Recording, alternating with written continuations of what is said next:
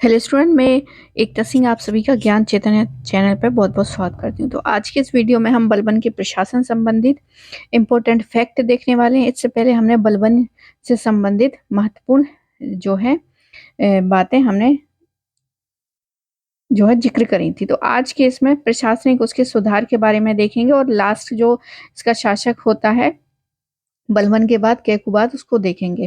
तो चलिए स्टार्ट करते हैं। सबसे पहले दीवाने अर्ज यानी बर्मी जो सैनिक विभाग है उसको दीवान ए अर्ज कहते हैं। बरनी के अनुसार दीवाने अर्ज शस्त्रधारी घुड़सवारों सवार ए बरगस्तवानी का निरीक्षण करता था। इस निरीक्षण से बचने के लिए अश्व सैनिक किसी न किसी प्रकार चालाकी से अश्व निरीक्षकों से बच जाते थे।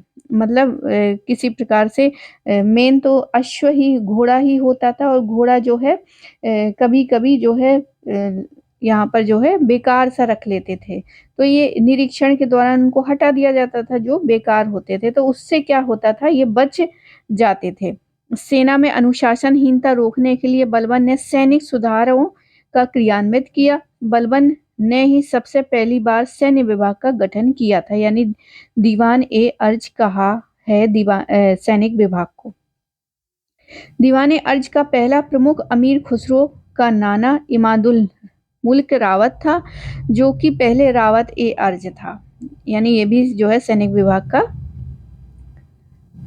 जो है अधिकारी हुआ करता था। बर्नी के अनुसार यह मंत्री पान खाने का बड़ा शौकीन था और अधिक से अधिक पान मंगवाता था। 50-60 पान दास पान लगाने और बांटने के लिए नियुक्त थे इसके। तो याद रखिए, इमादुल मुल्क रावत ये पान खाने का बहुत शौकीन था। मैं इसलिए कह रही हूँ ये वाला कोटेशन क्योंकि इसी तरह के जो है हमें अजीबोगरीब जो है फैक्ट हमें यूजीसी नेट के एग्जाम में देखने को मिलते हैं। तो क्या पता है ये भी आ जाए कि वो कौन सा मंत्री था जो पान खाने का शौकीन था। तो आप याद रखिए, इमादुल मुल्क रावत था। वो एक दिन में जो है बहुत सारा पान खाता था, उसके लिए दास लगे थे, वो भी 50-60। तो वो था इमादुल मुल्क रावत। आगे देखते हैं, और ये कथन किसका है? बरनी का है। बलबन सेना को गतिशील बनाए रखने के लिए बार बार सैनिक अभ्यास पर बल देता था। इसलिए वह अक्सर शिकार खेलने के बहाने अपनी सेना को रेवाड़ी की ओर ले जाता था। अपने पुत्र बुगरा खां को उसने परामर्श दिया कि सेना के लिए कितना भी धन व्यय करना पड़े, अधिक ना समझना। मतलब वो चाहता था कि अच्छे से अच्छे सैनिक हो, ताकि अगर कोई विद्रोह कर भी देता है तो उसको क्या है, हम सफलतापूर्वक दबा सके, या कोई आक्रमण कर ले तो हम उसको क्या कर सके, असफल कर सके। बलबन स्वयं अपनी सेना सहित प्रतीक्षा करता था जब तक कि वह वृद्ध और असहाय व्यक्ति पुल या नदी पार न कर ले। आगे देखते हैं शिख को देखते हैं। तो बलबन ने सर्वप्रथम 1279 में जिलों के रूप में शिख का विकास किया। तो शिख क्या था? एक जिला था, डिस्ट्रिक्ट था। शिख क्या था? जिला था। इसका प्रमुख शिखदार कहलाता था। अब देखते हैं बरीद। बरीद मतलब जो उसके गुप्तचर विभाग था। बरीदों की नियुक्ति, तो पूरा प्रशासन अगर अच्छे से चलाना है तो इनकी बड़ी भूमिका हुआ करती थी। आज के टाइम जो सीसीटी करते हैं, सीसीटी कैमरा करते हैं, वो ये लोग करते थे। बलबन की सफलता का मुख्य आधार उसका गुप्तचर विभाग था। बलबन ने प्रत्येक इक्ता यानी सूबा तथा जनसाधारण के बीच बरीद यानी मुख्य संवाददाता की नियुक्ति की। बलबन ने बदायूं के बरीद का वध करवा दिया था। उसने प्रत्येक जिले में गुप्त संवाददाता की नियुक्ति की थी। ये वह वंशावली की पूरी जांच के पश्चात ही बड़ी सावधानी से बरीद की नियुक्ति करता था।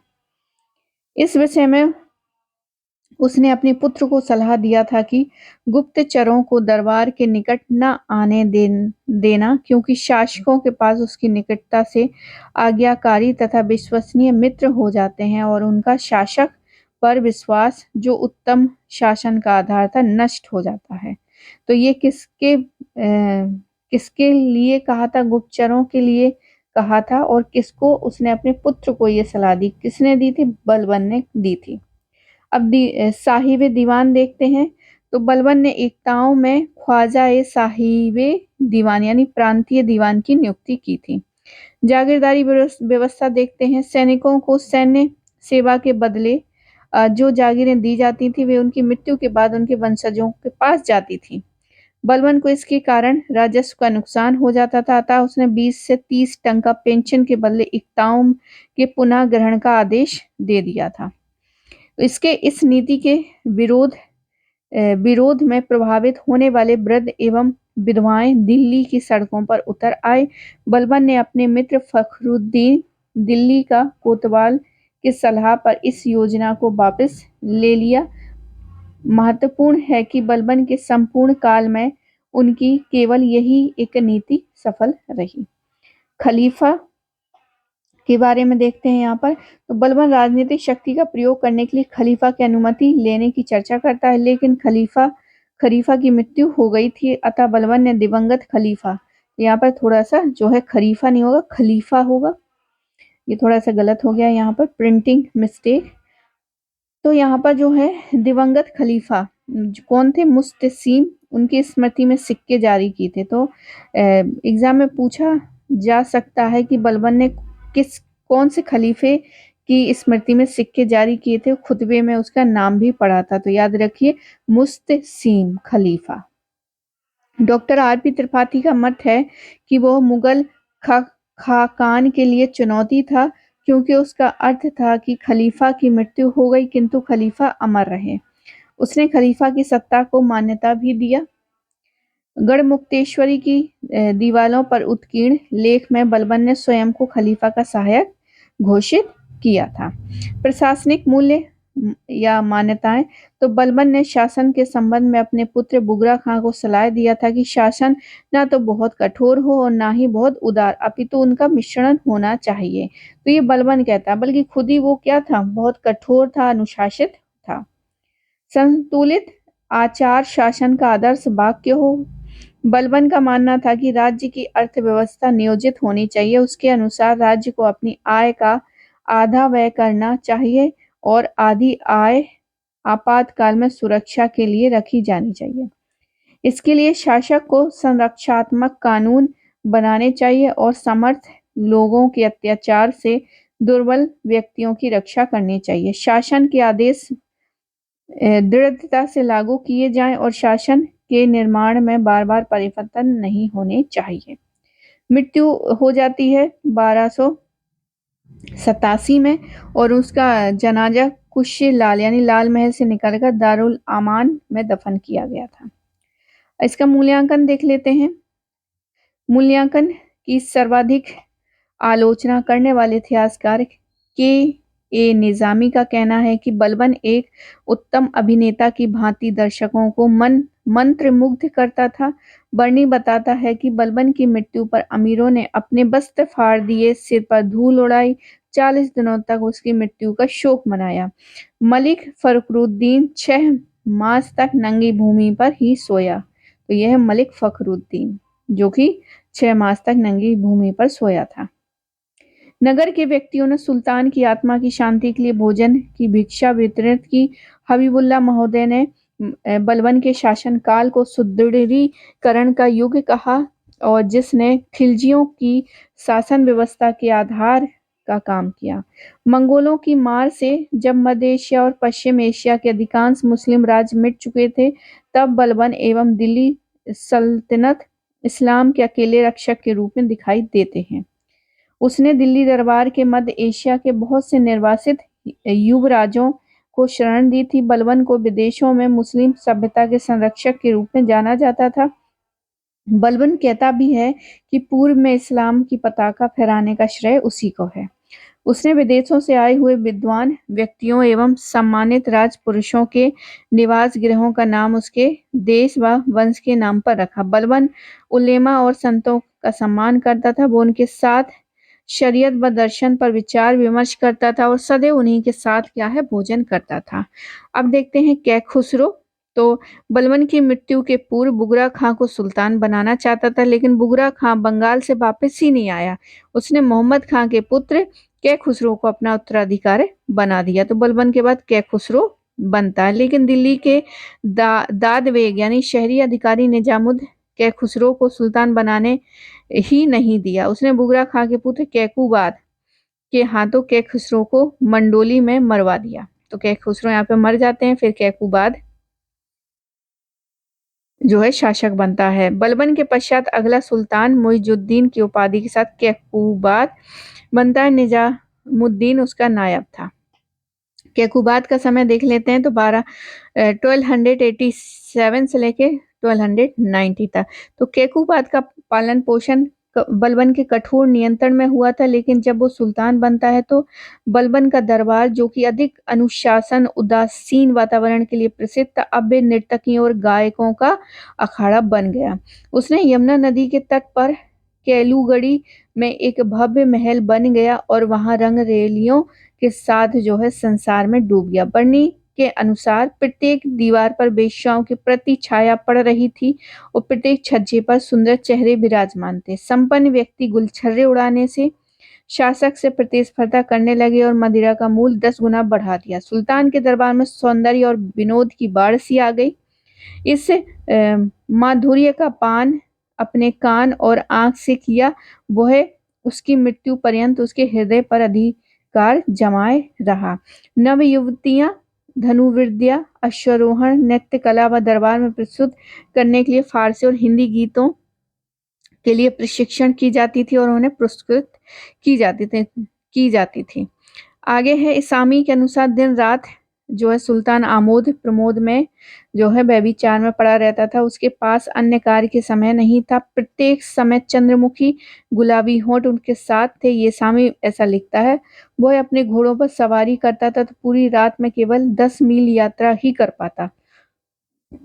उसका निरंतर युवतियों के निकट संपर्क के साथ संगम उतना ही भयंकर था जितना रुई और ऊन का आग के निकट रहना। अंत में शाही सवार ने अपनी मौन आकांक्षाओं का घोड़ा इतना असावधानी और विवेक से दौड़ाया कि उसका आधा अंग लकवे से बेकार हो गया। बर्नी कहता है कैकूबाद के का शासन एक सप्ताह भी नहीं चल पाता यदि मलिक निजामुद्दीन और मलिक कवामुद्दीन दबीर उसके राज्य के आधार स्तंभ ना होते। मतलब वो तो बिल्कुल मगन था अपने ऐशो आराम में, और चलाने वाले कौन थे? निजामुद्दीन और मलिक कवामुद्दीन।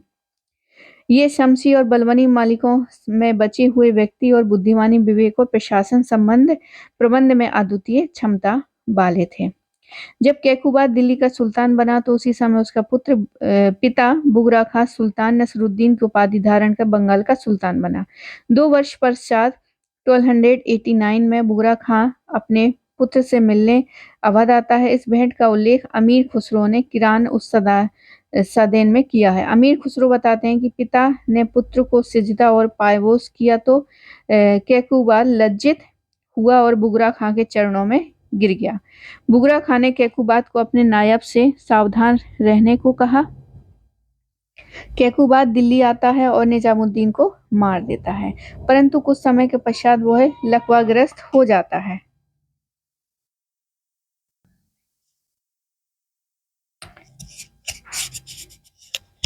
आगे परंतु कुछ समय के पश्चात वह लकवाग्रस्त हो जाता है। ऐसे में शासन को सुचारू रूप से चलाने हेतु कुछ नई नियुक्तियां करता है। जैसे क्यूमर्स 2.5 वर्षीय क्यूमर सुल्तान बनता है। उसे शमसुद्दीन द्वितीय की उपाधि देकर नासिरी चबूतरे पर उसका अभिषेक कर दिया गया। फिर है फिरोज खिलजी। यह उस समय समाना में उत्तर पश्चिम सीमाओं का ये जो है प्रधान रक्षक था। कैकूबाद ने उसे शाइस्ता खां की उपाधि दी थी, बर्नी का राज्यपाल बनाया और आरिजे मुबालिक का पद दिया। यही फिरोज खिलजी आगे चल के जलाउद्दीन खिलजी के नाम से क्या है सुल्तान बनता है, यानी खिलजी वंश की स्थापना करता है। मलिक कच्छन बरबक बना। मलिक सुरखा वकीले दार बना। मलिक कच्छन और सुरखा फिरोज खिलजी को मारने की योजना बनाते हैं, लेकिन अहमद चप ने इस योजना का राज फिरोज खिलजी को बता देता है। फिरोज ने कच्छन और सुरखा का वध कर सुल्तान क्यूमर्स को उठाकर बहारपुर लाया। यहाँ पर सुल्तान को लाने का कारण जनता का भय था, क्योंकि जनता ने विद्रोह कर दिया था और बरहापुर की ओर चल पड़ा, परंतु अमीर उल उमरा फखरुद्दीन कोतवाल ने उसे रोक दिया। कुछ समय पश्चात फिरोज खिलजी ने अपने समर्थक तरकेश को किलोखरी महल में भेजा। तरकेश ने केकुबाद को चादर में लपेटकर 1290 में यमुना नदी में क्या कर दिया, फेंक दिया। तरकेश ने केकुबाद को फेंक दिया 1290 में यमुना नदी में। बर्नी के अनुसार केकुबाद की मृत्यु के पश्चात तुर्कों ने साम्राज्य खो दिया। मूल के तुर्कों के हाथ से निकलकर खिलजियों के हाथ में चला गया। दिल्ली शहर के लोग तुर्कों की राजगद्दी पर खिलजियों का अधिकार देखकर विस्मय से भर उठे। चूंकि दिल्ली के नागरिक जो है 80 वर्षों से तुर्क मलिकों के अंतर्गत समृद्धि पूर्वक रहे थे, इसलिए खिलजियों का शासन उन्हें असंभव प्रतीत होता था। बर्नी कहता है कि उसके शासन के प्रथम वर्ष के दौरान सभी श्रेणियों और वर्गों के नागरिकों, सैनिक और व्यापारी किलूगढ़ी गए और वहां सुल्तान खुला दरबार लगता था सुल्तान का। खिलजियों ने तुर्कों के सिंहासन का विराजमान देखकर उन्हें अत्यंत आश्चर्य और प्रसन्नता हुई और वे देखकर चकित थे कि राज सिंहासन एक दूसरे के पास चला गया है। इस पर इसामी कहता है कि जहां कहीं भी खिलजियों ने तुर्कों का मुकाबला किया, मुकद्दर ने तुर्कों की हुकूमत का कालीन लपेट दिया। इस तरह दिल्ली के दास वंश का पतन हुआ। बुल्जे हेग के अनुसार दास वंश के सुल्तानों का शासन उतना ही न्यायसंगत एवं मानवतापूर्ण था जैसा इंग्लैंड में नॉमन राजाओं का और स्पेन में नीदरलैंड के फिलिप्स द्वितीय के शासन से कहीं अधिक सहिष्णुतापूर्ण था। तो ये पूरी कहानी थी गुलाम वंश के शासकों की। तो आई होप आपको ये वीडियो पसंद आया होगा। पसंद आया तो प्लीज लाइक करें, शेयर करें, सब्सक्राइब करें। मिलते हैं हम अगले वीडियो में। पूरा वीडियो देखने के लिए आप सभी का बहुत बहुत धन्यवाद।